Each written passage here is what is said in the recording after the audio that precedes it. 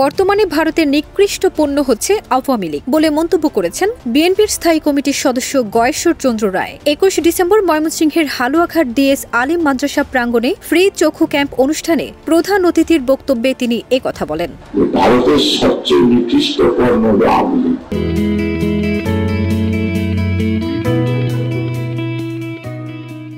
তিনি বলেন, ভারত থেকে সব পণ্য আসবে, কিন্তু আওয়ামী লীগ আসতে পারবে না। বর্তমানে ভারতের নিকৃষ্ট পণ্য হচ্ছে আওয়ামী লীগ। বিএনপি ভারতের সঙ্গে বন্ধুসুলভ আচরণ চায়, কোনো মাতব্বরি চায় না। ভারতের প্রতিবেশী দেশসমূহে কোনোভাবেই ভালো যাচ্ছে না। তাদের দ্বৈত নীতির কারণে সার্কভুক্ত দেশগুলো ক্রমান্বয়ে সরে আছে। পরিবেশ ঘোলাটে না করে বর্তমান প্রেক্ষাপটে ভারতের পররাষ্ট্রনীতি পরিবর্তন করার সময় এখন এসে গেছে।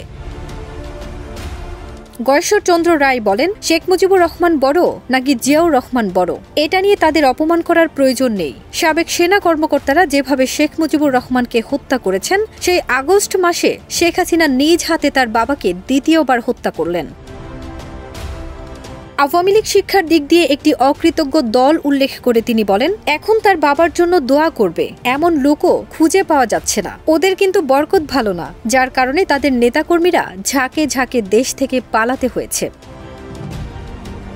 এছাড়া অনুষ্ঠানে বিশেষ অতিথি হিসেবে উপস্থিত ছিলেন বিএনপির কেন্দ্রীয় কমিটির সহ সাংগঠনিক সম্পাদক আবু ওয়াহাব আকন্দ সহ বিএনপি ও অঙ্গ সহযোগী সংগঠনের বিভিন্ন পর্যায়ের নেতৃবৃন্দ।